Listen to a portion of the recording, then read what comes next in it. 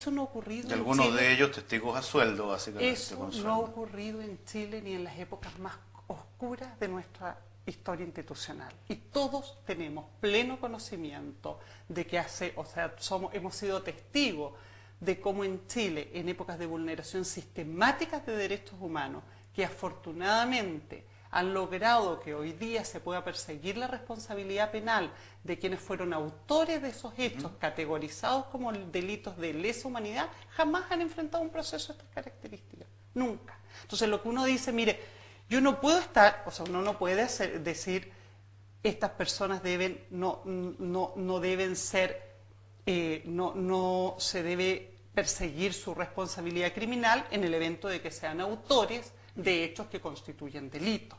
Pero no es posible que en definitiva la institucionalidad chilena se ensañe en forma para buscar de ellos una acción ejemplificadora que busca restablecer el orden público supuestamente alterado por estas personas, porque finalmente, ¿qué es lo que pretende ejemplificar? ¿Qué es lo que quiere ejemplificar el Estado a través de la incriminación de estas personas y de los dirigentes mapuches?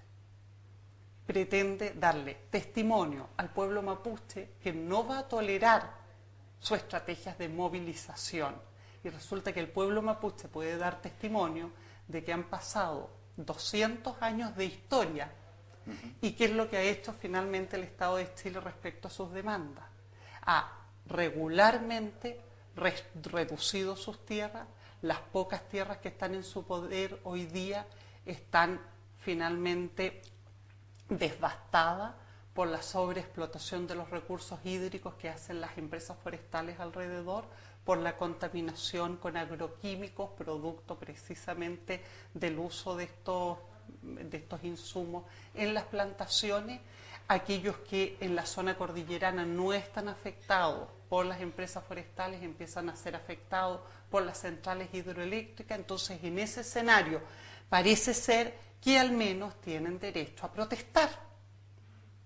Entonces, aquel que va a protestar, si esta actitud incriminatoria va dirigida y focalizada a un grupo étnico en particular, a un pueblo, el efecto de incriminación finalmente va destinado a la desmovilización de ese pueblo. Y eso es una situación absolutamente inaceptable en una democracia. La última huelga que tuvieron los mapuches, entre ellos los que están incriminados en ese proceso, ¿cómo lo evalúas tú? ¿Fue una ganancia para ellos o fue la típica que hace cualquier gobierno de problema postergado, problema solucionado? A ver, yo creo que fue una ganancia porque por lo menos algunos de quienes estaban en la huelga de hambre obtuvieron libertades provisionales.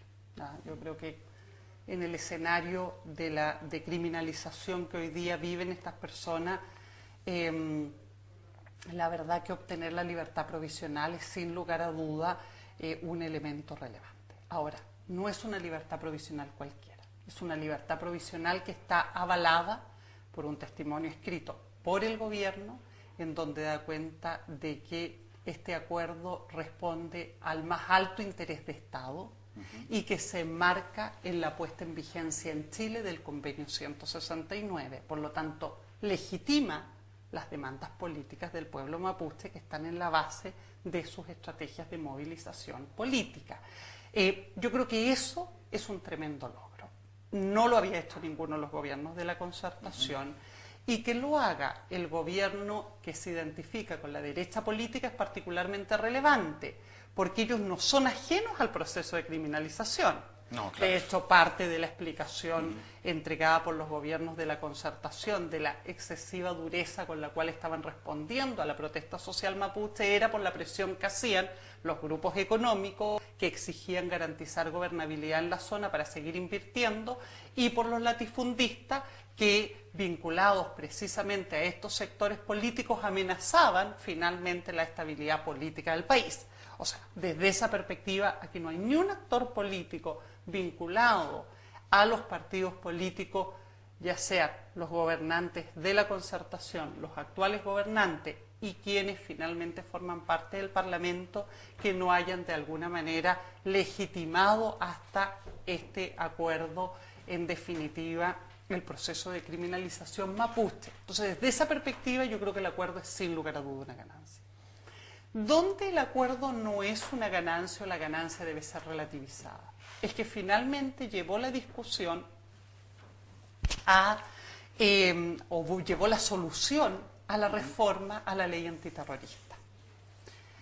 Y desde el minuto que llevó la reforma a la ley antiterrorista, que la verdad que podría haber sido efectivamente una tremenda oportunidad para el país en hacer de esto, en generar el espacio para un verdadero debate político frente a esta problemática y no un tema de quiénes son las víctimas y victimarios. O sea, aquí mires que hay víctimas mapuches, que hay víctimas no mapuches, quiénes son más víctimas, quiénes no, sino que llevar una efectiva deliberación política sobre la demanda social mapuche y sobre la legitimidad de la aplicación de leyes de excepción frente al pueblo mapuche o frente a otros actores políticos de la sociedad chilena cuando se movilizan en función de exigir de las autoridades una resolución a los conflictos políticos que existen en el país. Sobre todo en un país que en el último término ha dado claras cuentas de una absoluta inequidad en términos de crecimiento y que por lo tanto genera una mayor exacerbación por parte de los movimientos sociales a demandar mejores condiciones laborales, donde la tendencia es la desregulación, a los pescadores a llamar la atención sobre sus derechos en el borde costero, cuando finalmente lo que se está haciendo es privatizando el mar, etcétera, y suma y sigue. Entonces, en ese escenario, aquí había una oportunidad de deliberar, porque el riesgo es que cualquier movimiento social en estas condiciones termine siendo criminalizado como los mapuches. Antiguamente uno decía, mira, ayer vinieron por mi vecino, pero era de tal color político, era comunista, como yo lo era, no estaba preocupado al respecto, pero hoy día vinieron por mí y ya era tarde. Aquí puede ocurrir lo mismo. Ahora le ha tocado a los mapuches, pero el resto de los movimientos sociales que han estado más bien aletargados en esta realidad social chilena, pueden vivir la misma suerte. Esa era la gran oportunidad. Sin embargo, esto no, lo que se observó es que hubo más bien consenso político en la necesidad de mantener la ley antiterrorista, sí, claro, bajo su misma estructura, la misma estructura que le dio la dictadura militar. Y que el gran problema que tiene es que pueda ser usado como herramienta para perseguir a los opositores políticos. Y los opositores políticos ya no son los disidentes políticos de los partidos que corresponden a la contraparte ideológica. Hoy día los opositores políticos son los movimientos sociales que ponen en riesgo el modelo político económico. Y eso es muy grave, y yo creo que es importante que los mapuches lo hubieran puesto sobre la mesa. La gran pérdida es que no lograron la reforma y que por lo tanto el resultado es que hoy día los dirigentes, aquellos que hicieron el sacrificio por esta discusión, enfrenten un juicio que no resiste ni una... ¿Y el convenio 169? El convenio 169 es un instrumento... Pero fue aprobado por el Congreso en su oportunidad. Fue aprobado por el Congreso, está vigente en Chile, pero la institucionalidad ha hecho todo tipo de esfuerzos por bajarle el perfil al convenio 169. Y es aquí donde yo creo que la democracia se farrea incluso a las oportunidades de resolver en serio, o sea, hablemos de los derechos en serio. El Tribunal Constitucional sacó una interpretación insólita en virtud de la cual dice, mire, en Chile sí, efectivamente, nosotros vamos a darle vigencia al convenio 169, pero lo que tiene plena vigencia, o sea, lo que es autoejecutable, por lo tanto entra en vigencia desde el día mismo en que entra en vigencia el convenio, es el proceso de consulta y participación. En fondo son tres derechos: el derecho que tienen los pueblos indígenas a establecer sus prioridades en materia de desarrollo, el derecho de consulta y el derecho de participación política. derecho de consulta que se manifiesta fundamentalmente cuando se adoptan políticas públicas que involucren a los pueblos indígenas, cuando se adoptan medidas legislativas que puedan en definitiva afectar sus intereses o cuando se ejecutan proyectos de inversión en su territorio, haciéndolo en lo grueso. El resto requiere de leyes que finalmente reglamenten su aplicación.